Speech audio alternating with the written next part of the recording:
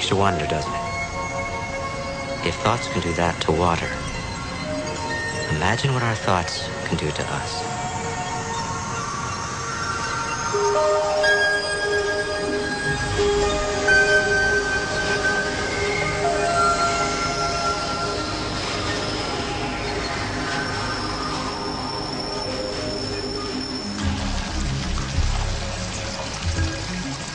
One of the most interesting experiments with random event generators occurred when it was really out of time.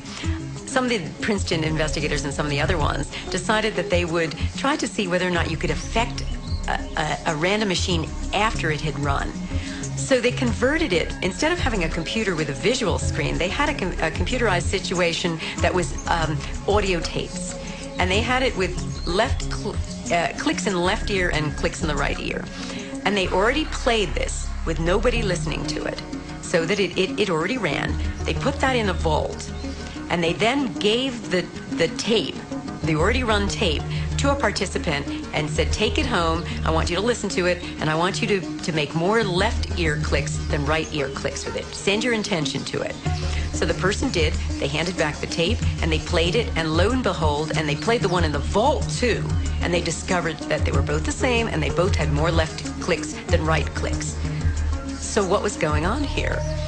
Well, it wasn't as though the person who was the participant had actually affected it at the moment he was listening to it. His thoughts and his attention had moved back down the timeline and affected it at the moment it was generated. Most people don't affect reality in a consistent, substantial way because they don't believe they can. Whatever way we observe the world around us is what comes back to us.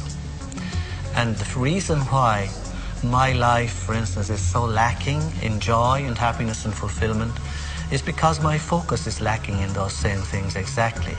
If we're victims, we should ask ourselves, have I a victim mentality? If I'm continually meeting misfortunes and accidents and tragedies, maybe it's because my mentality is basically attuned to accepting that this is the way life is, and so it happens. Now, why can I not achieve those things? Fundamentally through lack of focus. The average person loses their attention span every 6 to 10 seconds per minute. When one wants to focus intent, you want to be a singleness of mind. That's why some of the old occult teachings teach people to focus on a flame, a match flame, in fact, so that you learn to bring your attention into a very sharp channel so that the energy density becomes greater. The mind is structured in layers, just like the universe is structured in layers, from superficial to profound. And if we use the mind at a very superficial level of ordinary thought, we have very limited power. We can barely move a speck of dust across a tabletop without using our hands. So weak can consciousness be. But at the deepest level of consciousness, consciousness creates universes. But we always wonder, don't we? When we wish for all of those, to be able to heal with the touch and to raise the dead and to manifest a loaf of bread in our hand. And we always wonder why we can't do that, but we can never ask a question that we don't already know the answer to. And the answer is because we don't believe we could do it, and it interferes with our agenda of our own personal addictions that define us. We have never had enough time to care for anyone else other than our own emotional addictive needs.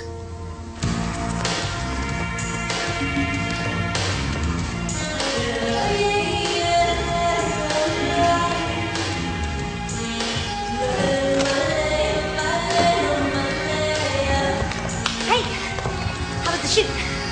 Sorry.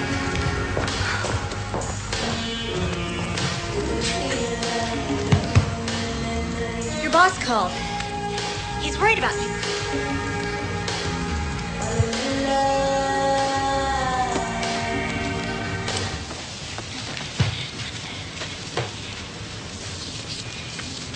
Amanda, I want to thank you for letting me stay here.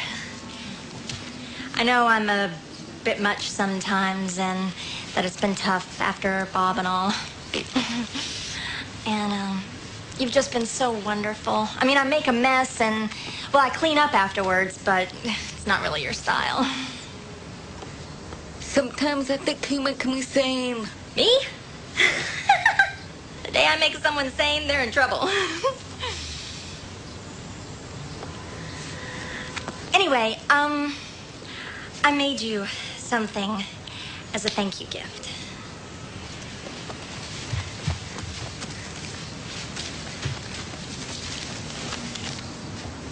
Open it.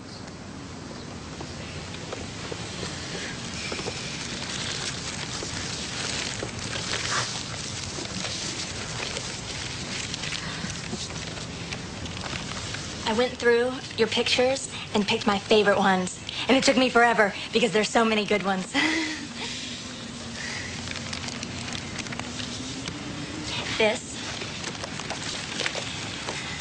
That's for all the wonderful photos you will be taking.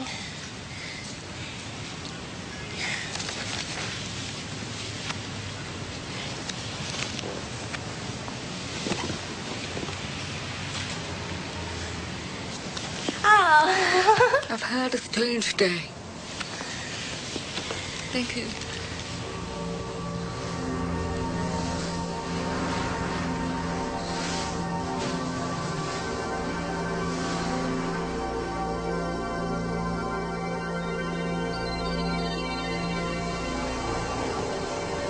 Why are we here?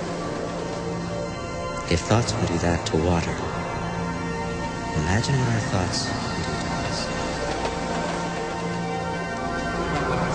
Are made of? Is there a substance of thought?